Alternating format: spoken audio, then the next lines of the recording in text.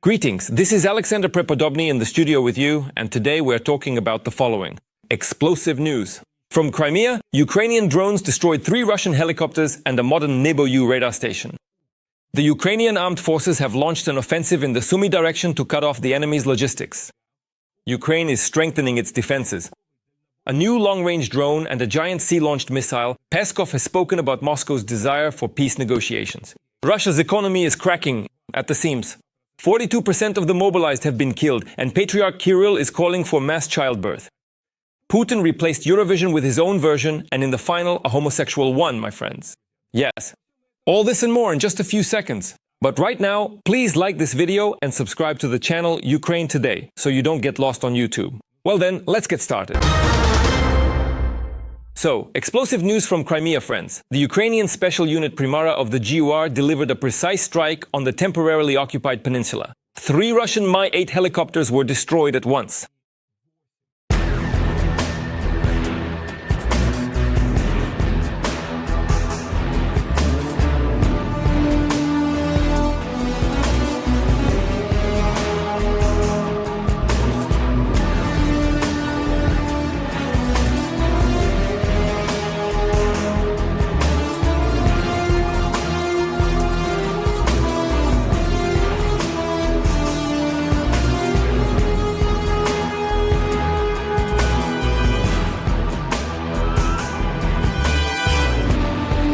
And that's not all.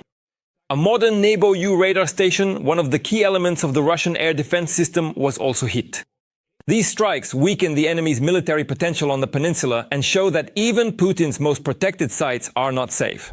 Now, let's talk about the situation at the front. The Washington Post reports on the difficulties faced by the Ukrainian armed forces with supplies due to Russian drones. New drone technologies allow the Russians to threaten Ukrainian equipment up to 32 kilometers from the front line. The deputy commander of the 21st Separate Special Purpose Battalion, Yegor Firsov, stated that even now, the distance FPV drones can reach is almost 40 kilometers. And in the future, this figure will only increase.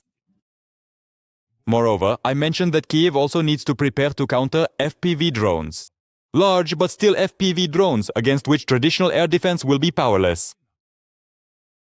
There are technologies to counter them. The only requirement is the maximum technologization of the armed forces as a whole. In recent months, Russia has begun using new methods to extend the range of its strike drones and to maintain constant control over Ukrainian logistics, trying to prevent people and cargo from reaching the front lines.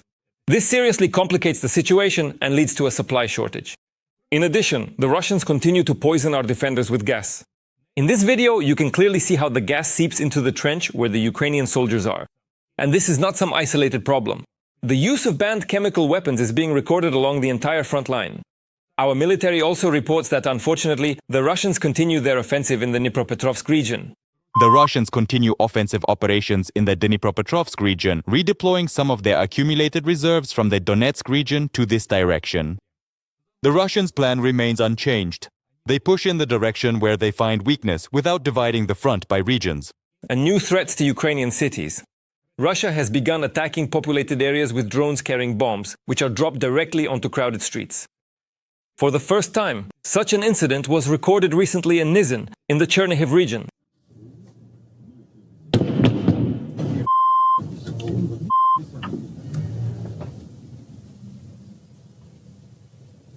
But even despite all the difficulties, Ukrainian forces continue to deliver unpleasant surprises to the enemy. In the Sumy direction, they began an offensive from the northwest of Alexeyevka, trying to completely cut off supply routes from Vladimirovka. I never cease to admire the courage and heroism of Ukrainian soldiers. They are holding the front and standing up to a huge horde that vastly outnumbers them. That's why I urge you, friends, to support the armed forces of Ukraine. And if that's not possible, write them words of support in the comments. I know they're watching us. Despite all the challenges, Ukraine continues to strengthen its defense capabilities. Meet the new long-range drone called Zozulya, created by Ukrainian engineers. It has a range of up to 2,100 kilometers. Let me remind you, at the Brave One Defense Tech Wall-E 2025 exhibition in Lviv, they also presented a true maritime giant, the Toloka underwater drone. And it's something else. It's 12 meters long, has a range of up to 2,000 kilometers, and impressive payload capacity. But that's far from all. The exhibition showcased an entire arsenal of innovations: various drones, ground control stations, military vehicles, and even cutting-edge drones. And now let's talk about missiles. Ukraine is already producing 50 Flamingo missiles every month, increasing production further, and the developers of the Flamingo are also planning to make interceptor drones. More about the latest developments in the Ukrainian defense industry in our next segment.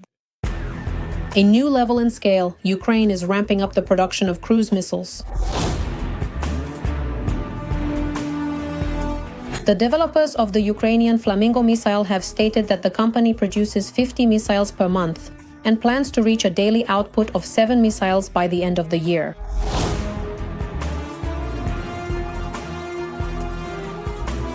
The company claims that their proprietary wing manufacturing technology helps scale up production by shortening the production cycle. Let us recall that the Ukrainian missile can fly up to 3,000 kilometers and carry a ton of explosives. In August, the Flamingo struck Russian targets in temporarily occupied Crimea. Early in the morning, 3 missiles were launched from the Ukrainian coast. The strike hit a base of Russian border guards, which is overseen by the Federal Security Service of the aggressor country. Additionally, the makers of the Flamingo have announced the development of their own ballistic missiles, the FP-7 and FP-9, as well as air defense systems. Thanks to private companies, Ukraine will be able to create innovations in the defense industry and effectively implement them on the battlefield. It is precisely during the years of the full-scale invasion that Ukraine's defense industry has made a revolutionary breakthrough in the production of Ukrainian ballistic missiles. First and foremost, this refers to the modernized version of the Neptune missile. The anti-ship version of Neptune was upgraded to strike land targets. And at the moment, as a result of improved technical and tactical characteristics, developers estimate Neptune's strike range to be up to 1,000 kilometers. In addition, the Ukrainian Defense Forces are armed with the Abzan operational tactical complex I mentioned earlier, with a strike range of up to 500 kilometers. Plus, during the years of war, the Ukrainian Defense Forces have demonstrated a unique ability to modernize, even Soviet-era weapon systems. Specifically, we're talking about the S-200 surface-to-air missile system. Another major development has been missile drones such as Polyanitsia, Peklo, Ruta, and Bars. During the period of the large-scale invasion, Ukraine's defense industry has rapidly evolved in the production of its own strike weapons. And of course, let's not forget about attack drones. Here, Ukraine, according to Kolag, which is an official recognition of Ukraine's achievements, the country holds leading positions in the world. The armed forces of Ukraine are successfully striking military targets in the Russian Federation with drone systems targeting oil refineries. Drone attacks have disabled up to 17% of Russia's oil refining capacity. Ukraine is also actively working on the production of interceptor drones. The Minister of Defense stated that Kyiv will soon reach the capacity to deploy at least 1,000 of these UAVs per day to defend against Russian attacks. Ukraine holds a leading position in the production of interceptor drones at the moment. This is a Ukrainian know-how. To put the situation in perspective, during the latest provocation by the Russian Federation, specifically the violation of Polish airspace, NATO countries had to neutralize Gerber decoy drones costing $10,000 each. NATO air defense systems use missiles costing $1.5 million each.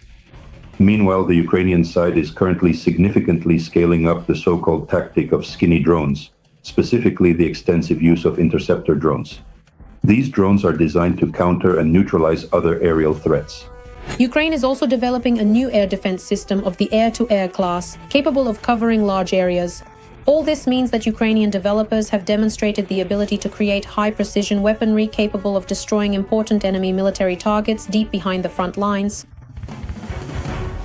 Ukraine is already showcasing the real power of modern warfare technologies. In the 100 days since Robert Brovdi took command of the drone systems forces, his birds have been regularly terrorizing the occupiers. During this time, they have carried out the boldest and most effective operations, destroying enemy equipment, striking infrastructure, and undermining the financing of the war. A multi-thousand-strong swarm of drones has demonstrated how the Ukrainian army leverages technological advantages for the effective defense of the country and precision strikes against the enemy. More details on how Magyar's birds inflict damage on the aggressor's army and military infrastructure in our report.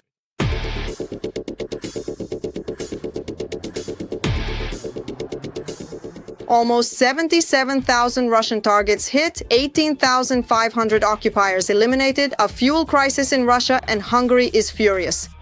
And all these are the results of just 100 days of work. The work of Robert Brovdi, call sign Magyar, in his position as commander of the unmanned systems forces. All the efforts of the SBS Group Command are focused on increasing the capabilities of the SBS branch of the military, which had been squandered in the previous year. Regardless of the reasons, that's a fact. SBS is becoming a phenomenon that directly influences the front line. Russian oil refineries have felt this impact especially acutely.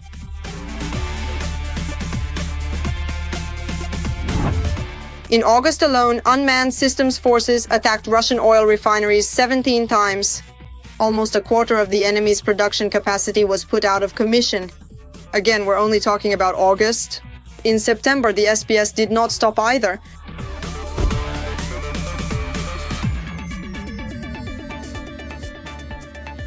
As a result, Russia is experiencing a fuel crisis. There is no gasoline at many gas stations, both in Russia and in the temporarily occupied territories. The situation in the DPR is terrible. Gasoline prices have been jacked up 2 to 3 times, so there's no way to get around. To travel with such prices would just be harming yourself. That's why we can't leave. Online, the strikes by unmanned systems forces are already being called Magyar sanctions. And the latest strikes affected not only Russia, but also the Kremlin's loyal servants, particularly Hungary. Because friendship with Russia is a bad idea.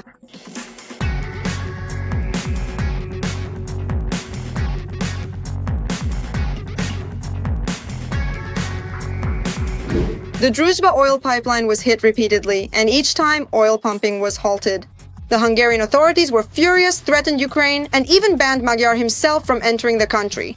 But Brovdi didn't seem particularly upset. There are plenty of real Magyars in Hungary, and one day you'll leave them to them. And as for restricting Schengen, don't bite off more than you can chew. You have a strange sense of humor. And your special agents aren't even in the top 10, so get in line. And these are just the results that can be seen with the naked eye. And then there's the routine work, eliminating occupiers and their equipment. By the way, there have also been some impressive successes here. Just look at the downing of the expensive Russian drone, the Orion. For the first time since the start of the full-scale war, a strike reconnaissance drone was shot down. The cost of this drone exceeds $5 million.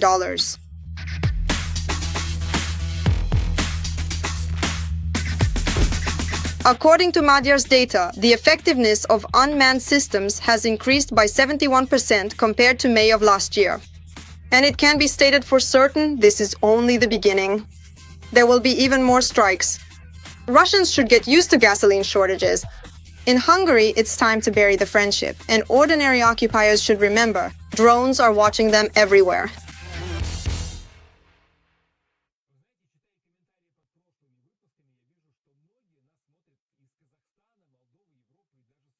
We, Ukrainians, are very grateful to you for your support and proud to have such sensible viewers. Write in the comments under this episode which country you're from, where you're watching us, and whether you support our fight against the empire of evil. I always enjoy reading your comments. And now, on to the most interesting part. The Kremlin's mouthpiece, Dmitry Peskov, has once again delivered a sensation. According to him, Putin is supposedly still open to negotiations to resolve the war against Ukraine and is counting on contact with the US in this regard. He was quick to make excuses, saying that Trump was probably told in London about plans to put pressure on Russia and that, according to the Kremlin, does nothing to help achieve peace. This is how the Kremlin commented on Trump's statement that Putin let him down. But we can see that they have no intention of ending the war, so Ukraine and its partners will have to look for $120 billion to hold back the enemy in 2026. Meanwhile, Trump is setting conditions for Europe that are deliberately hard to meet, just so he can wash his hands of the matter and avoid strengthening sanctions against his old buddy Putin. We've gathered the most important information about the prospects for ending the war. Let's take a look. Every voice matters. Join our community, support independent journalism and help us bring you the truth from Ukraine. Become a member of Ukraine today. Join us now. At any cost, not to quarrel with Vladimir. Washington has come up with a new move to avoid putting pressure on Moscow while at the same time not appearing overtly pro-Russian. To do this, Trump is setting Europe deliberately unachievable conditions, writes the Wall Street Journal. Listen, Europe, they're my friends, but they're buying oil from Russia. So you can't expect us to be the only ones, to bear the full brunt of this. But Europe is buying oil from Russia. I don't want them to buy oil. And the sanctions they're imposing aren't tough enough. And I'm ready to impose sanctions, but they'll have to toughen their sanctions to match what I'm doing. They're buying a lot of oil from Russia. That's not right. As analysts from the publication point out, the White House administration had calculated in advance that EU countries would not be able or willing to meet Trump's demands. And since he is demanding that all EU countries stop buying oil from Russia, their failure to comply gives him the opportunity to avoid increasing economic pressure on Russia. Naturally, this is mockery. Naturally, this is a way and an attempt to make excuses and avoid imposing any sanctions against beloved Vladimir and to shift the blame onto someone else, to say, it's not my fault, it's not my responsibility, it's Europe. But it turns out that's not the case. At the same time, paradoxically, the two largest consumers of Russian oil in the EU remain Hungary and Slovakia, whose leaders have especially friendly relations with Trump and over whom he has his own levers of influence. Analysts explain that for them there are no problems at all in switching to Western logistics for oil products and gas. At the same time, trade with Russia can no longer be justified by short-term obligations or non-economic benefits.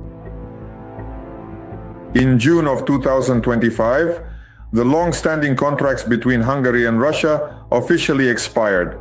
Hungary had consistently claimed that unilaterally breaking these significant contracts could potentially lead to very large financial penalties. So these important contracts have now ended, but Hungary is still actively buying Russian oil on the international spot market, continuing its reliance on these supplies. And by the way, it's not exactly cheap to buy it. A study was conducted on how much petroleum products cost for end consumers in different European countries, and it turned out that for Hungary and Slovakia, this price was the highest. So, in addition to gas from Russia, these countries are getting something else, analysts add. And most likely we're talking about financial benefits, not for the country, but for certain politicians. At the same time, in addition to demands to stop trading with Moscow, Trump's requirements for Europe also include calls to impose sanctions, particularly against China, which sounds especially hypocritical given the lack of such restrictions from the US itself. Europe is also being hypocritical when it comes to sanctions, which, in his opinion, Europe should apply to that very same China. 100% tariffs, as he suggests Europe should impose. At the same time, Trump himself is hesitant to impose additional sanctions on China. He wants to do it through the hands of European countries. Europe, on the other hand, appeals to the opposite molten mechanism, suggesting the US should set the example. And we'll join in, as we've always done, really. For its part, Ukraine responded to this game of a hacked phone quite logically. If both sides are theoretically ready to impose sanctions, then let the one that doesn't need to discuss anything with its partners go first, and as a result, we'll be able to formalize it legally faster. I believe that America has enough sanctions to deal a blow to the Russian economy. And Donald Trump has enough power for Putin to be afraid of him. That's exactly how it is. In this case, Europe should act in alliance with the United States of America. But we must understand that we can't wait for all European countries to stop this or that contact with Russia, whether it's oil or gas. He's right about that. Europe needs to stop all purchases of energy resources from Russia, but we shouldn't wait. I don't agree with that. I believe that America is strong enough to stop Putin. Having once again seen the reaction of the US, it seems that the Russian Federation has become even bolder, according to the Institute for the Study of War. Analysts, after listening to Lavrov's recent speech, concluded that the Kremlin is currently not even considering the topic of negotiations. For example, the head of the foreign ministry stated that territorial exchanges will not stop the war, nor will the restoration of trade with the West, or conversely, the tightening of sanctions. The increase in sanctions pressure, which in any case makes no sense and has no decisive impact on the Russian economy. However, that's just the official line. In reality, though, the prospect of sanctions does frighten the Russian elite, which is clearly evident in the speeches of propagandists who have decided to fight this new threat using their old playbooks.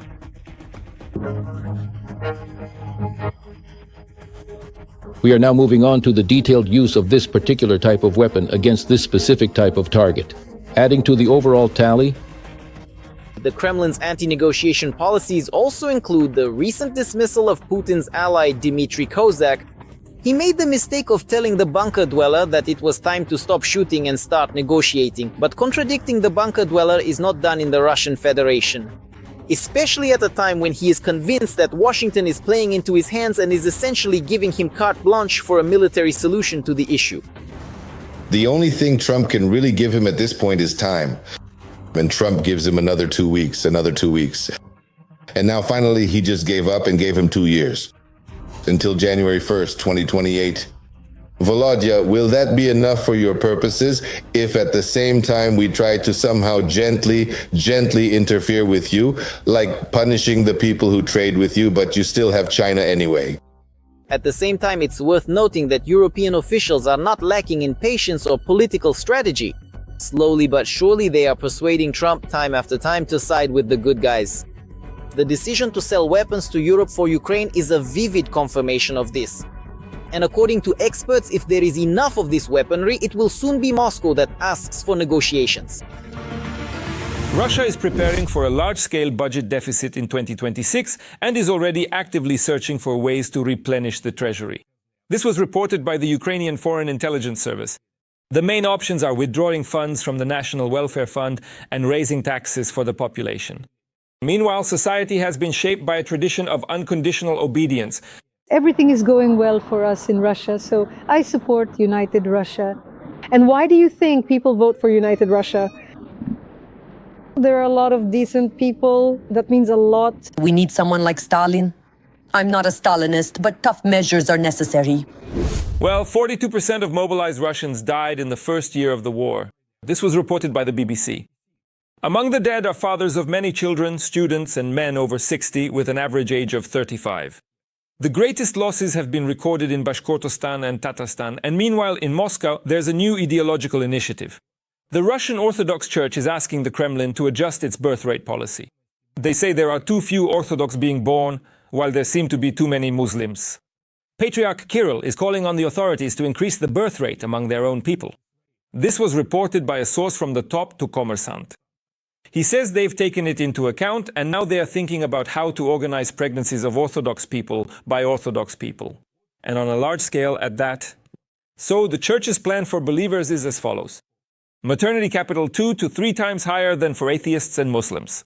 Plus a quota for anti-abortion measures and condoms only with a passport. It seems that all childless Russians are facing attacks. So now the Kremlin is frantically trying to figure out how to please Patriarch Kirill without completely ruining the demographics. The Russian dictator decided to import substitute Eurovision and cobble together his own version, Intervision. They forced Belarus, China, India, and even the USA to participate. Well, and a couple dozen more countries. Of course, Russia was represented by Shaman, and in the best traditions of Russian show business, he refused to win. To mark this great event, Putin himself appeared on screen and solemnly declared that Intervision would become one of the world's most beloved shows. Yeah, sure, we totally believe that, of course. President of the Russian Federation, Vladimir Vladimirovich Putin. Dear participants and members of the jury, dear viewers and television audience.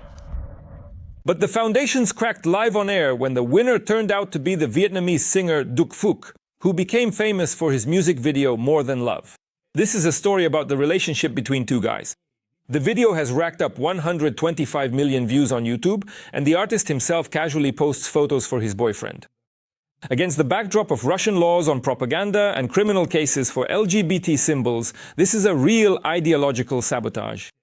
No doubt in the offices of the Kremlin elite there's already a heated request concert going on.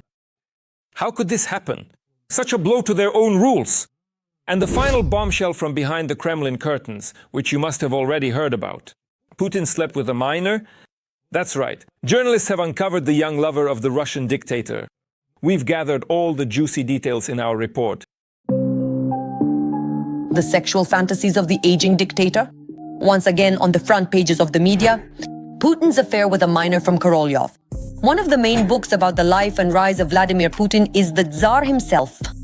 We're talking about the striking brunette Alisa Karcheva. In 2010, she appeared in the pages of an erotic calendar that female students from Moscow State University decided to present to then Prime Minister Putin for his 58th birthday. This stunt literally blew up the internet at the time. Supposedly, the poor students just didn't know what to give a government official who already has everything. So, in reality, the girls put on their best lace and posed for the 2011 calendar, which, by the way, was printed in a run of 50,000 copies and was even sold in stores.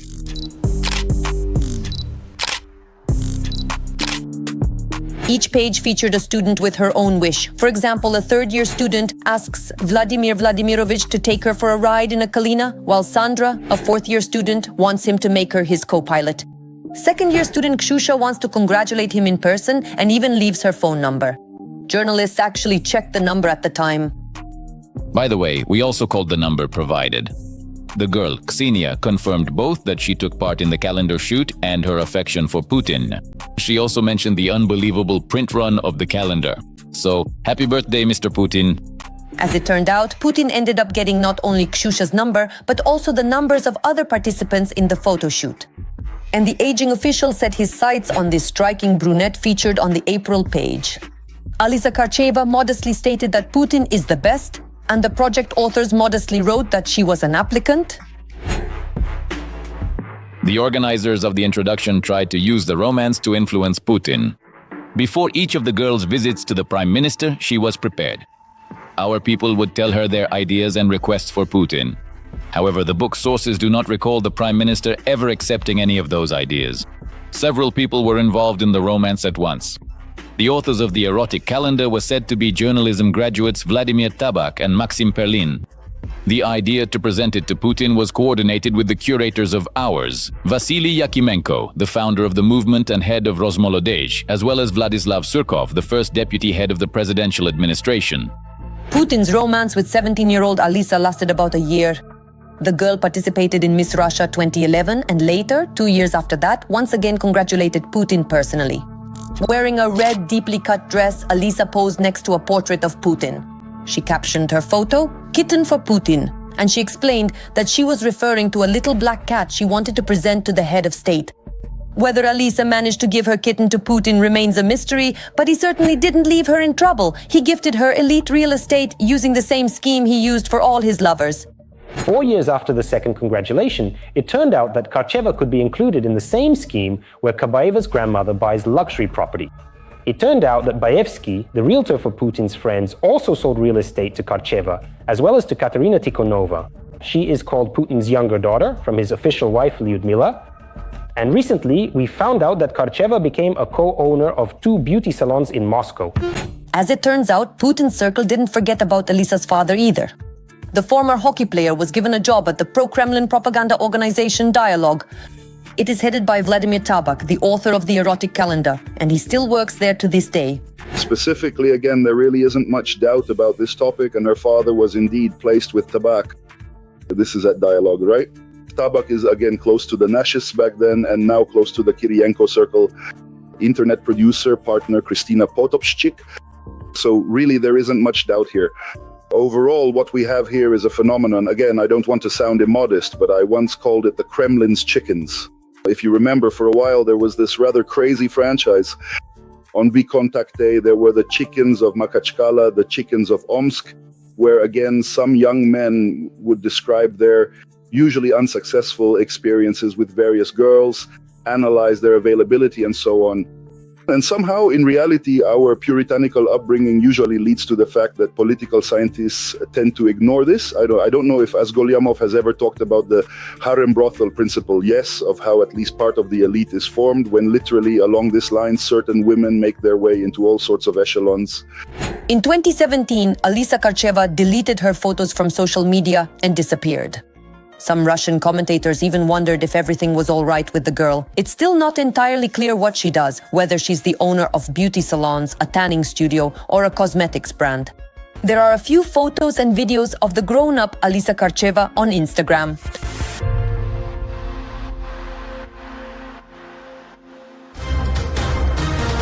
Friends, that's all for now. Give this video a like and don't forget to subscribe to the Ukraine Today channel so you don't miss our upcoming episodes. See you next time.